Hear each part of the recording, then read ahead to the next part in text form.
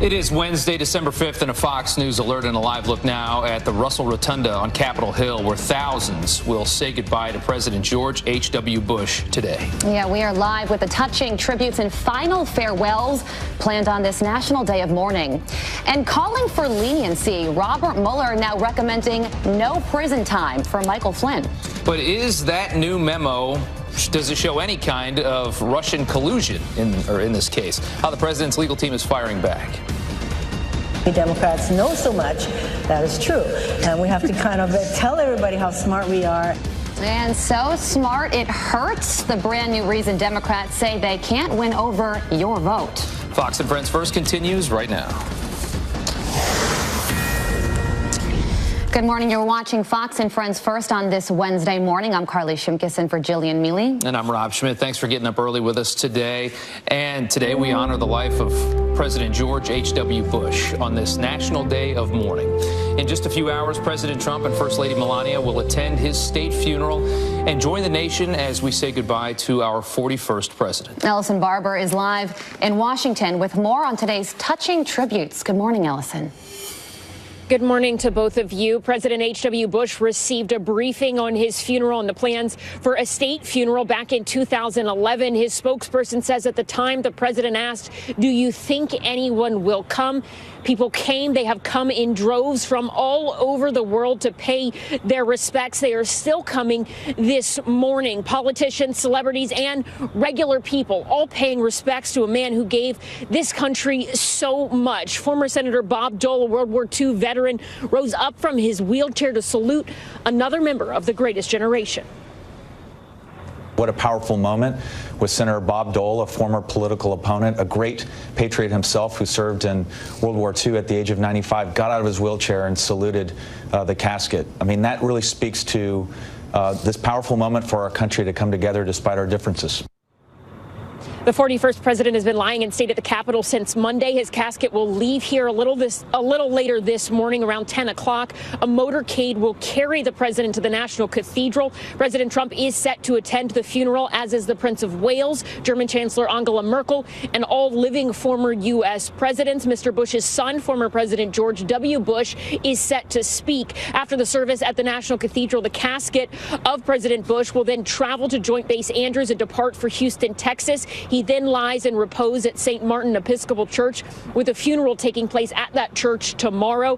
His final resting place will be next to his wife Barbara and their daughter Robin on the grounds of Texas A&M behind the presidential library that bears his name. I'd say two things really gave him purpose. One was giving back to others. Family mattered. This is a time to celebrate George H.W. Bush, not to grieve his loss, and that's what we're doing as a family right now. The Bush family is staying at the Blair House, the presidential guest house, while they're here in D.C. Yesterday, President Trump and the First Lady visited them and privately met with them for about 20 minutes. Mrs. Trump invited former First Lady Laura Bush and other members of the family to the White House. Today is a national day of mourning, and all federal offices are closed. So Carly? It's not just the same firm that they he called. wondered if anyone would come to his funeral, proving how truly humble he actually was. Ellison, thank you so much for that great report. We appreciate it. All right, the images of former Senator Bob Dole saluting the casket of George H.W. Bush captivating the country. Conservative radio talk show host Rush Limbaugh says it is something every American needs to see. You could see the determination on his face. He was going to stand. He was going to defy the impossibility, that he cannot do it. He defied impossibility and stood up for the barest of seconds and saluted with his left hand and then collapsed back to his wheelchair. And in that moment said more about that generation, about respect, about honor, about integrity. And these two people were able to bury the hatchet and come together toward the end of their lives. And I wasn't there, but I can rest assured that Bob Dole's one commitment that he's had since George Bush died was to do what he did today and to make sure he did it. Because those are the kinds of things, honoring people who you may have been at war with, good times as well, but they were in a lot of fights together for the same objective, fighting for the same cause, and they buried the hatchet. It was an amazing thing to see today. Well said. Dole, the former Senate Majority Leader from Kansas, was the Republican rival of George H.W. Bush and won the GOP presidential nomination in 1996, but lost to Bill Clinton. That was something else to see. It really was. All right, overnight, Special Counsel Bob Mueller recommending no prison time for Michael Flynn. The brand new memo explaining the former Trump advisor is providing substantial help. Leland Vitter is live in Washington as the Trump team rails against the investigation. Leland, good morning. Well, good morning to you all. We're also getting to look at some of the things Mike Flynn talked about with the special counsel, including his interactions with the Russian ambassador after the election but before the inauguration. Specifically, he talked about discussions about sanctions against Russia for their 2016 election interference and that UN Security Council vote against Israel. Because of his cooperation, Mueller's team wrote, given the defendant's substantial assistance, other considerations set forth below, a sentence at the low end of the guideline range, including a sentence that does not impose a term of incarceration, is appropriate and warranted. Of course, both sides view this as just another piece of incontrovertible proof that they have been right all along. The tweet from Democrat Adam Schiff. The recommendation of no jail time for Flynn, apart from its obvious irony for the man who led chants of lock her up, reflects both the timeliness and significance of his help. That most of the details are redacted signals he has given far more than we may know or the president may know. The president's lawyer, on the other hand, equated this to a guilty plea for spitting on the sidewalk. And Rudy Giuliani said Mueller's team is, quote, overzealous, media-inspired prosecutors. They are sick puppies. Of course, it'd be a lot easier to tell who is closer to the truth, either Giuliani or Schiff, if we knew more about what was in that 6-page document, guys. But almost all of it is blacked out. Back to you. Yeah, wasn't a lot to read. All right, Leland, thank you so much. Hey, Fox News alert thousands of top Republicans' emails stolen in a massive hack during the midterms. Politico reporting email accounts of 4 top aides at the National Republican Congressional Committee were breached after they hired cybersecurity firm CrowdStrike. Now, this is the same firm involved when DNC servers were hacked back in 2016. The breach of Republican emails was first discovered in April. Senator Chuck Grassley demanding answers about an FBI raid on a whistleblower. Last month, agents showed up at FBI contractor Dennis Kane's home after he reportedly turned over documents related to the Clinton Foundation and Uranium One deal. As the chair of the Senate Judiciary Committee, Grassley now wants to know why Kane was not protected as a whistleblower.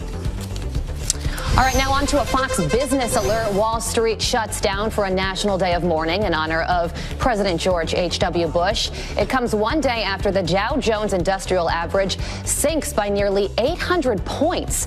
Investors are nervous about a potential economic slowdown and uncertainty over a tariff war with China. The downturn marks the market's worst sell-off since October. And avoiding a shutdown showdown on Capitol Hill. Tomorrow, lawmakers are expected to vote on a short-term spending bill to keep the government running for another 2 weeks. They have until Friday at midnight to approve the extension. If passed, it would fund the government until December 21st. The House canceled all votes earlier this week because of the passing of President George H.W. Bush.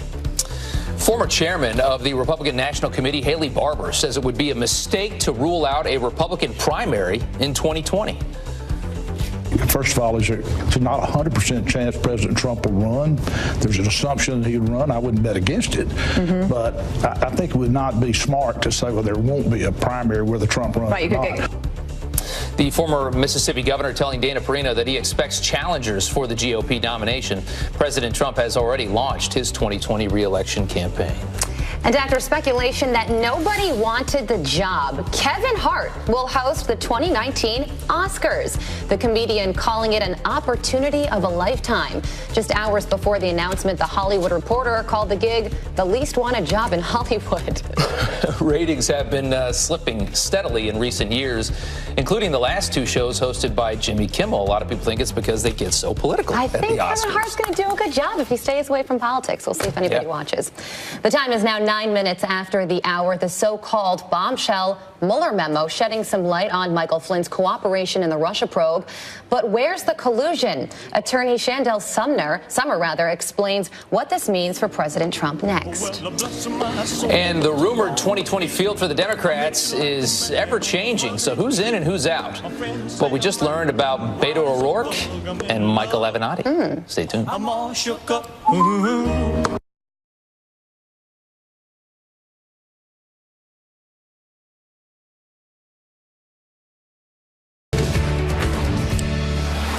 All right, overnight, a big development. Special Counsel Bob Mueller releasing a memo recommending a lenient sentence for General Michael Flynn, saying the ex-Trump official gave substantial help to the feds. But does this memo prove any collusion with Russia? Here now to weigh in is attorney and conservative radio talk show host Chandel Summer. Chandel, thank you so much for waking up for us this morning.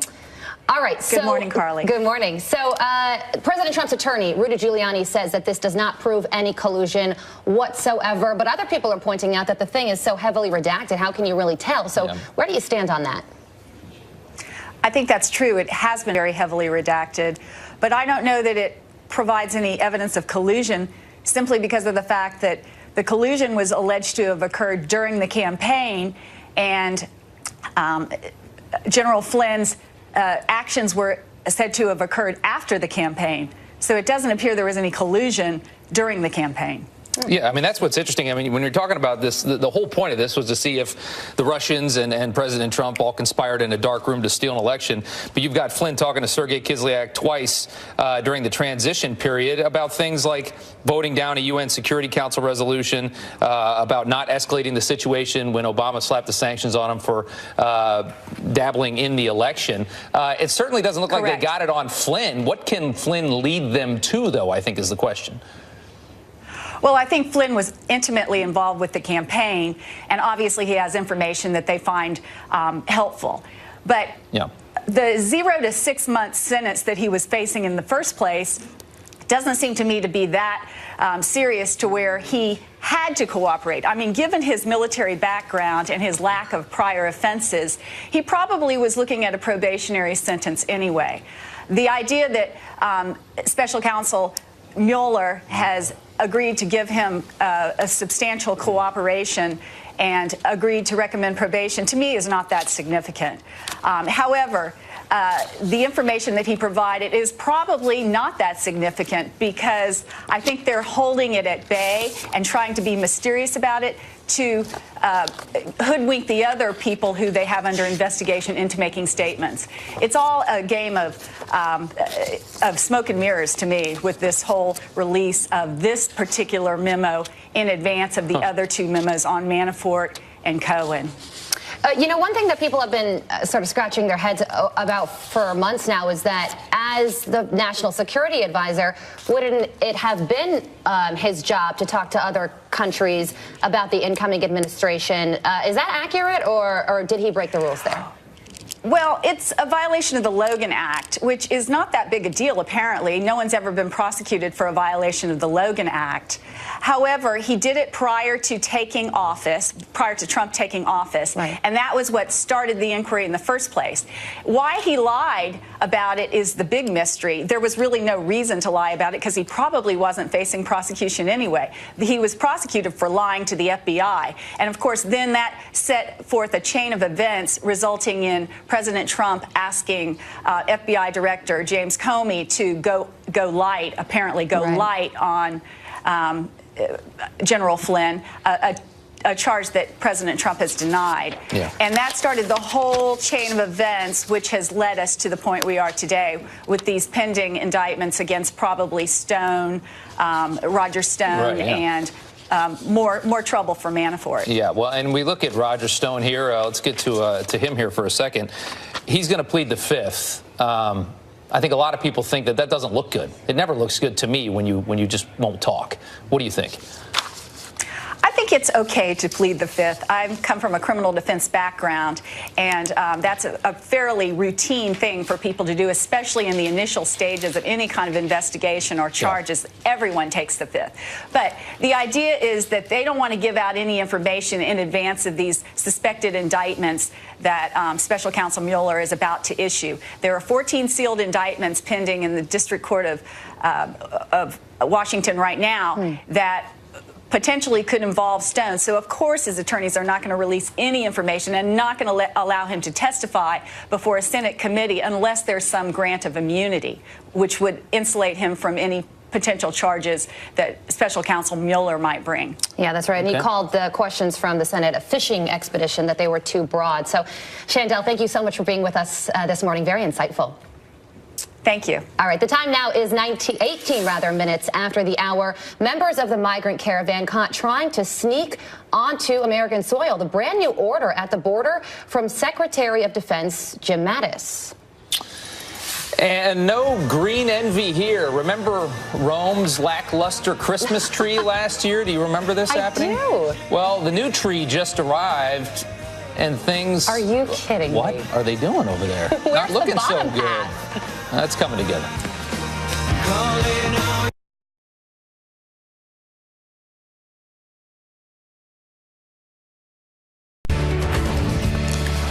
Good morning. Welcome back. Extending the mission. Defense officials are keeping the thousands of troops at the U.S.-Mexico border until the end of January. Todd Pyros here live as Democrats push a controversial security plan. Hey, Todd. Hey, guys. Good morning to both of you. The caravan crisis keeping more of those who serve away from their families longer on the heels of more scenes like this. Continued breaches of the U.S. border, prompting Defense Secretary Jim Mattis to issue this statement, quote, "The Secretary of Defense has approved an extension of the ongoing Department of Defense support to the Department of Homeland Security response to migrant caravan arrivals." Kind of a mouthful there, but the summary is as follows. DOD support to DHS is authorized until January 31st, 2019.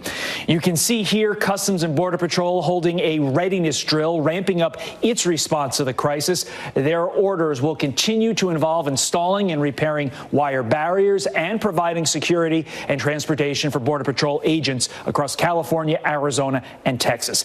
Democrats saying they would accept $1.6 billion for border security, so long as the language makes clear the money would not be used to build a wall. But the president standing firm on his $5 billion request for the wall, tweeting, "Could somebody please explain to the Democrats, parentheses, we need their votes, that our country loses $250 billion a year on illegal immigration, not including the terrible drug flow? Top border security, including a wall, is $25 billion. Pays for itself in 2 months. Get it done." And while there are reports of fewer migrants at local shelters in Tijuana, an official with the local migrant council there says about 3,000 migrants are unaccounted for, and that some of those could have crossed the border into the U.S. Back to you. Todd, thank you so much. Appreciate it. All right, Michael Avenatti no longer running for president in 2020. Stormy Daniels' lawyer saying he made the decision, quote, "out of respect for my family," adding, "I will continue to represent Stormy Daniels and others against Donald Trump and his cronies and will not rest until Trump is removed from office and our republic and its values are restored." Avenatti was arrested last month on domestic violence charges. At the time, he said the arrest made him more appealing in a weak Democratic field. Avenatti might be out, but Beto O'Rourke could be gearing up for a 2020 run. The Democratic Senate candidate from Texas recently met with Barack Obama in Washington, according to the Washington Post. The reported meeting took place mid-November, around the time that Obama called O'Rourke a, quote, "impressive young man." And too smart for their own good. One Democrat says she's figured out why the left is having trouble connecting with voters. We Democrats have a really hard time is connecting to people's hearts instead of here. We Democrats know so much, that is true. And we have to kind of tell everybody how smart we are. Mazie Hirono responding to a question about why Democrats have trouble with voter turnout. The first-term Hawaii senator gained some notoriety during the Justice Brett Kavanaugh hearings when she urged men to shut up and step up.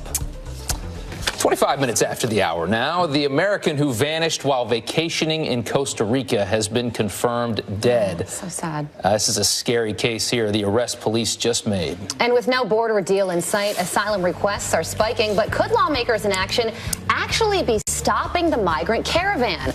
Our next guest says yes, and it's all thanks to the president. Good morning. Welcome back. Some tragic news here. What was supposed to be a vacation in paradise ends in tragedy. Officials say the body found outside an Airbnb in Costa Rica is missing Florida woman Carla Stefaniak. Her father flew in to confirm it. A security guard has been arrested in the case after giving conflicting statements to investigators. Authorities say she had stab wounds and died after she was hit in the head. She was in the country celebrating her birthday. And an American soldier who tried helping ISIS, even kissing the terror group's flag, gets 25 years in prison. Ikaika Kang met with undercover agents, posed as ISIS members, and tried giving them classified military documents and a drone. The trained air traffic controller with secret security clearance pledged allegiance to the Islamic State during that meeting. All right, New York's finest launching a fleet of 14 new drones. An NYPD unit will use the technology in search and rescue operations, hostage situations, and to monitor large events. Critics are raising privacy concerns over the new eyes in the sky. Officials, though, are adamant that the drones will only be used in appropriate situations. The state of Louisiana rolling out a new Obamacare Medicaid system after a shocking report finds most people using the old system were ineligible. The state auditor found that 82 out of 100 people deemed qualified for the program shouldn't have been because they made too much money. Remember, it's subsidized if you make a certain amount of money. If those numbers are accurate to the rest of the population, the state could be losing as much as $85 million over just 20 months. All righty. Janice Dean is here with a look at our weather. Hello, good morning. Good morning. It's Wednesday, cold. And it's cold. It's hump day. It's hump day, and things are going to be cool for much of the country. Much of the country below average. These are wind chills, so what it feels like with the wind on your skin if you're not protected. And we're dealing with, teens and single digits if you go across the Rockies. Here in New York, it feels like 21. And I mean, look at Dallas, 27. Feels like Dallas. Yes, feels like 27 there. So the cold air is in place, which means if we have any storm systems that are on the move, that could mean the difference between rain or sleet or freezing rain or snow. So we've got some snow across the Ohio Valley, interior Northeast, and this is our next big system that is going to travel across the U.S. So California, going to get some rain, going to get some mountain snow across Sierra Nevada, and then this is going to be on the move Thursday and Friday, making a complete mess of portions of the southern and the central plains, starting off as freezing rains in parts of Texas and Oklahoma, as well as New Mexico, and then changing to snow as we get into Friday and Saturday for some of these southern states. So you see that freezing rain and the ice. That's Saturday. Heavy rain and the potential for severe storms across Texas, the Arklatex, and look at that snow that's going to fly Saturday. So that is all going to move in towards the mid-Atlantic and the Northeast as we head into Sunday. So travel plans, just be alert because this system is going to affect a good chunk of the country this weekend. Luckily, I'm not traveling this weekend. You're traveling this weekend. Good luck. Just keep me posted. I'll keep you posted. You know I've always got your local forecast. Keep Janice Dean on the horn. Thank you, Janice. Okay. All right, thanks a lot. Bye. All right, meanwhile, the migrant caravan now at the border for weeks and getting restless as Congress pushes back any chance of striking a deal. And now a new report shows that the number of asylum request denials, now this is from all countries around the world, skyrocketing to a record 65% are denied in 2018. So will Congress's inaction on this and the delay here help or deter the caravan that sits at our border? That's right. Joining us now is the Supreme Court reporter for the Washington Examiner, Melissa Quinn. Melissa, thank you for being with us this morning. So the migrant caravan has been sitting in Tijuana for a couple weeks now, and clearly there's no guarantee that they're going to be let in the country. Far from it. So do you think that this could actually persuade people to go home or not join the caravan in the future? Well, good morning. And I think in part we have already seen that happen. What we saw in the run up to the midterm elections was President Trump take a number of steps, including signing his asylum executive order, sending troops to the border to really beef up the country's immigration problems in wake of no action from Congress. And what we've seen now that members of this caravan have arrived in Tijuana, they're finding that they cannot come into the country. There are more stringent rules in terms of their ability to seek asylum. Some of them are deciding to go home, while others are accepting that offer from the Mexican government for a one-year humanitarian visa. So I think we are already seeing impacts on those who were part of the caravan. Yeah, you know, the president points out that claims of asylum in this country have jumped like 1,700% in 10 years. The word is out. I mean, it's a way to get into the country. A lot of times it's abused. Maybe most of the time it's abused. And if you look here, let's pull up a graphic here that shows how the denials have jumped in 2018. Far more people are being denied their asylum claims, which should tell us that these are not real claims, right? Well, that study from Syracuse University did show that a lot of these people who have been denied asylum were already in the country prior to President Trump's presidency. However, there are changes that were made at the Justice Department under Attorney General Jeff Sessions that put more specific guidelines on what immigration judges could accept in terms of those asylum seekers. And the Syracuse study did say that, in part, that change from the Trump administration and the Justice Department did cause the number of denials to increase. All right, you know, also on deck is the possibility of a partial government shutdown over the border wall. President Trump wants $5 billion for it. Democrats are saying, no way, that's not happening. So do you think the president is ever going to get the funding for this wall?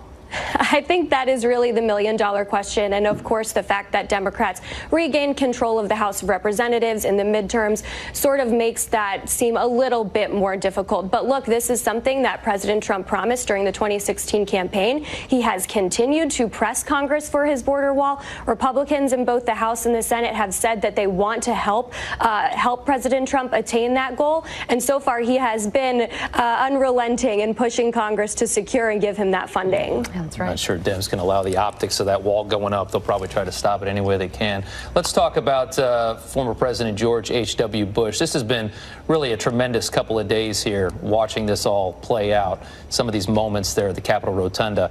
Let's talk about Clarence Thomas, though. That was one of his Supreme Court appointments and that lasting legacy.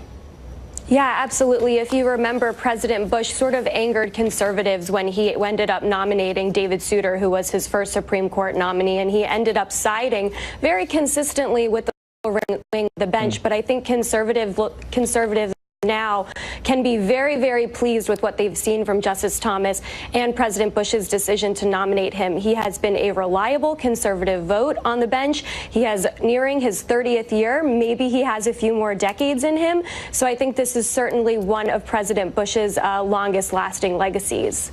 And some of his clerks are now in high power positions in the Trump administration as well. So how full circle is that? Absolutely. It's not only in terms of his writings and his opinions, but also those that he has had hired to work for him on the court. That's right. Yeah. Melissa, thank you so much for being with us this morning. Thank you. 36 minutes after the hour, France on fire. Protesters vowing to fight the country's climate change plan. But is this a sign of a bigger movement happening around the globe? Army veteran Graham Allen thinks so and says Americans need to take note. He's live next.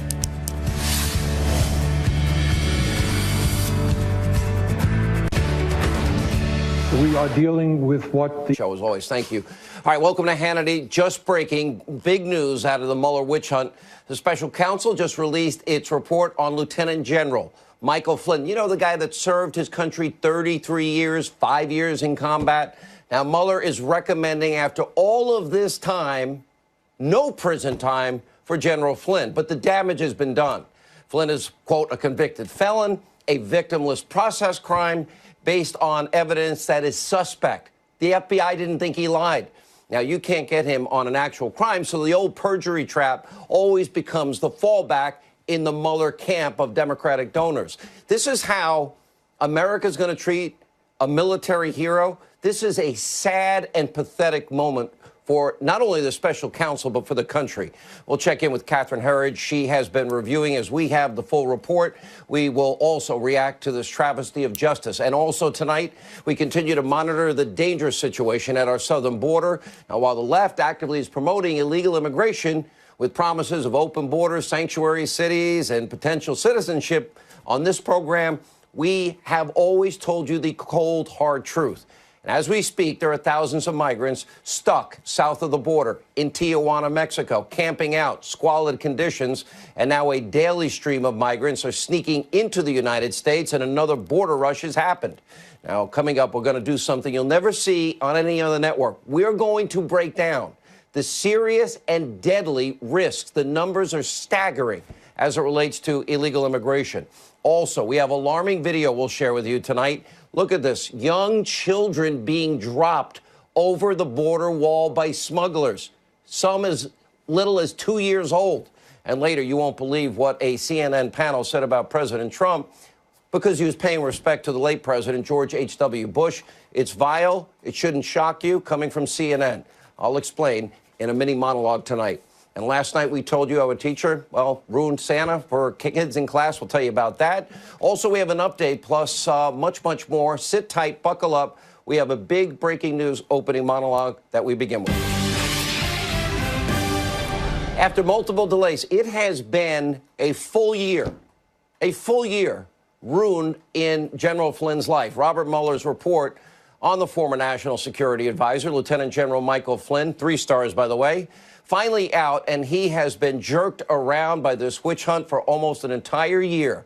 And we know now he was coerced into pleading guilty only to a process crime, lying to investigators.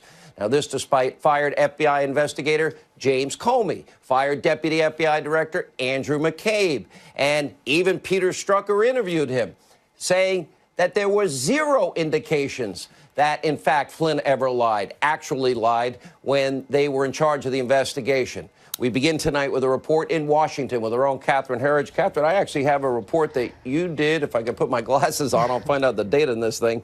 May 4th. In it, House Intel report. Comey testified FBI agents saw no physical indications of deception by General Flynn. That's right. That came, Sean, from testimony given to the House Intelligence Committee by the former FBI Director James Comey, as well as his deputy, Andrew McCabe. And that testimony was given several months apart. And they both reported the same thing, that agents saw no signs of deception. In other words, they didn't think Flynn was lying to them when he tried to relate his conversations and contacts with the Russian ambassador. So the question has always been, how do they get from, as McCabe said, a very poor foundation for a false statement case to a guilty plea for lying to federal investigators. I'm still going through the records now just to break it down and keep it simple. This sentencing memo from the special counsel Robert Mueller says that Flynn lied about 2 separate issues. One was his contacts with the Russian ambassador during the transition, and also his communications and business dealings with the Republic of Turkey. Based on his high level of cooperation with the special counsel, they are recommending the minimum on the sentencing spectrum, which would be no jail time, possibly probation. But what everyone is going to be talking about is what's called an addendum. This is the document that the special counsel has put forward that lays out how former National Security Advisor Mike Flynn has been cooperating with the special counsel. And according to the addendum, which is heavily redacted, he has provided almost 24 interviews with the special counsel. And just taking the redactions out, what we can see is that those interviews have focused on contacts between the Trump presidential campaign and Russian officials. So that's phase 1. And then also in the second phase, the Trump transition team, as well as Russian officials. So we know Flynn has cooperated, provided information about both ends of the spectrum there, the campaign and then also the transition period. What I draw your attention to is these heavily redacted sections, which the special counsel is withholding, they say, because of sensitive ongoing investigations. But what they do say in one section is that Flynn has been so important to their investigations because, quote, the defendant began providing information to the government not long after the government first sought his cooperation. His early cooperation was particularly valuable because he was one of the few people with long-term and first-hand insight regarding events and issues under investigation by the special counsel. So the bottom line is the special counsel is recommending the minimum, so no jail time for the former national security advisor. You're quite right. What's detailed here are process crimes, what they call lying to federal investigators, which is a violation of 1001, typically a maximum of 5 years. But in this case, they're recommending the minimum, lying about contacts with the Russian ambassador during the transition period and lying about his work with the Republic of Turkey. What we can't know at this point is what's in those redacted sections and how it may relate to other individuals and any future criminal prosecution in the coming days or weeks, Sean. All right, Catherine Herridge in Washington. We'll get back to her later in the program tonight. When we talk about process crime, wouldn't it be normal, because when you look at the date, December 2016, incoming National Security Advisor talking to his Russian counterpart, this is way over the line. Look, I'm going to go through this slowly. If you believe in this constitutional republic, equal justice under the law, application of our laws, you ought to be very concerned tonight and outraged.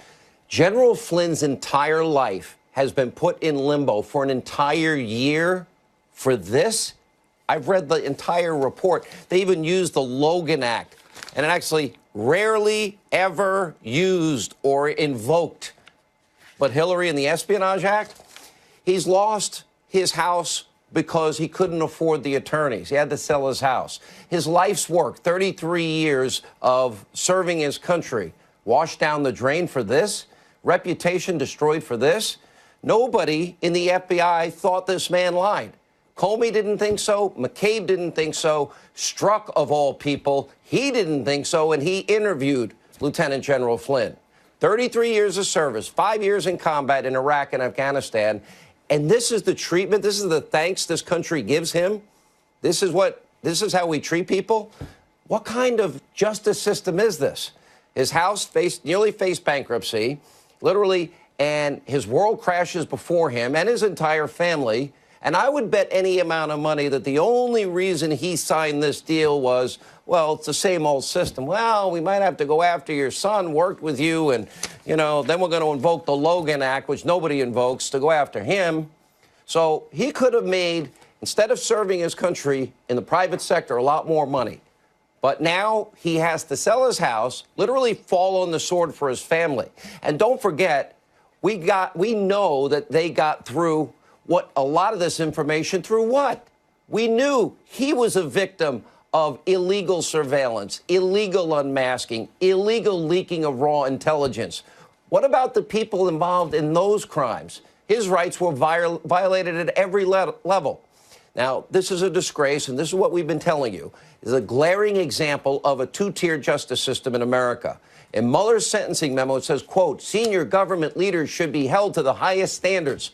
Can we start with Hillary Clinton and James Comey? Because we have a long list of Democrats and Trump haters who have lied under oath before Congress and have faced no consequences. For example, longtime Clinton aide Cheryl Mills, Uma Abedin lied when they told the FBI investigators they had no knowledge of Hillary's private email, except they used it. Either DOJ official Bruce Orr, Fusion GPS founder Glenn Simpson. They, of course, one of them was lying due to their contradictory testimony. Nobody was held hostage like this for a year. Dirty Dossier author Christopher Steele, his entire dossier has been debunked. He lied to the FBI, was fired for lying to the FBI, but he was still working with the Justice Department and Bruce Orr to get to Special Counsel Mueller. James Clapper lied under oath about the National Surveillance Program. So too did John Brennan, also likely lying under oath about leaking. And don't forget, James Comey himself lied under oath when he said the report about the Clinton investigation had not been written before she was interviewed. Lie. That was being written in May of 2016. They interviewed her in July of 2016. Comey's second in command at the FBI, Andrew McCabe, fired because of his pathetic pattern of lying. Is he going to end up with something like this in his life? Where are the federal cases against any of these people? And that's the short list. A charge is going to be brought to all of those people. When are the screws going to be turned so they sing or compose? Don't hold your breath. And according to Michael Goodwin, President Trump, he is now preparing, and he should be preparing, for an all-out political war for good reason. Robert Mueller and his team of partisan Democrats, even Clinton attorneys, and a pit bull that lost 9-0 in the Supreme Court, cost tens of thousands of people their job, Andrew Weissman, and put 4 innocent people once in jail, overturned by the Fifth Circuit. They have set out to disrupt, discredit, and destroy the presidency of Donald J. Trump. No matter how many lives are ruined in the process, you can't get them on the crime. Let's get them on a process crime. Let's set a perjury trap. Now, we have a lot more all throughout the hour. We'll check in with Congressman Mark Meadows and Congressman Jim Jordan and Matt Gaetz. Also, let this monologue be a warning to anyone thinking about traveling through Mexico tonight in order to cross the southern border illegally. A Hannity investigation. It is not easy, it is not safe, and you are literally risking your life. If we had a wall up and people knew they could never get in, lives would be saved. Look at this from the AP. In the past 4 years, approximately 4,000 migrants have gone missing. 4,000 during their trek through Mexico. And the AP is also reporting that the true number is likely, quote, their words, much higher. And, quote, bodies may be lost in the desert and families may not report missing loved ones who were migrating illegally. And cartels have a long, scary history of kidnapping, enslaving, murdering undocumented migrants traveling to the U.S. 2010, a mass grave containing 72 dead migrants was discovered. They were all murdered by a dangerous gang cartel called the Zetas cartel. And just this year, 100 migrants from the caravan, including children, have been kidnapped. That same cartel is purportedly responsible. For those who successfully do cross the border illegally, the risks continue, even within the United States.